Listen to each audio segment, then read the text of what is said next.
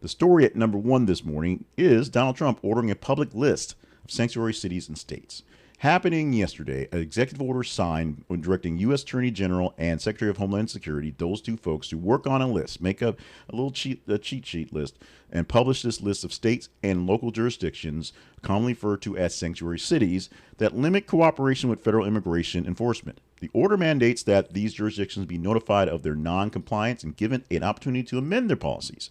A little chance to fix what it is that they're doing wrong. Failure to comply may result in suspension of termination of certain federal funds as permitted by law. There's your kicker. The executive order also instructs federal agencies to identify and halt any state or local law that unlawfully prioritizes undocumented immigrants or over U.S. citizens, such as provisions granting in-state tuition benefits to non-citizens.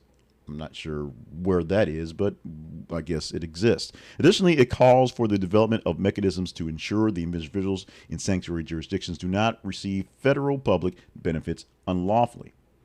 The action follows a recent federal court ruling that barred Trump administration from denying federal funds to sanctuary jurisdictions, stating that these measures were unconstitutional. So he wrote executive order. That doesn't change anything, but he did it anyway. The court emphasized that funding decisions require congressional approval and that executive branches cannot just unilaterally,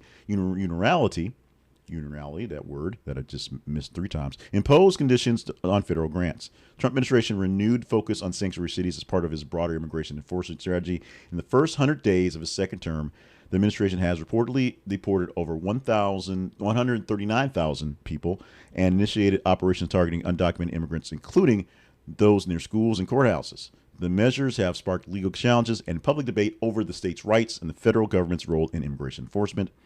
Of course, civil rights organizations and many other critics are arguing that the executive orders, of course, undermine both local authority and may lead to racial profiling and community distrust. Essentially, the ones that are getting the bad rep, the ones getting stuff they're not supposed to be, will be ratted out for the greater good, or whatever Trump's actually looking towards.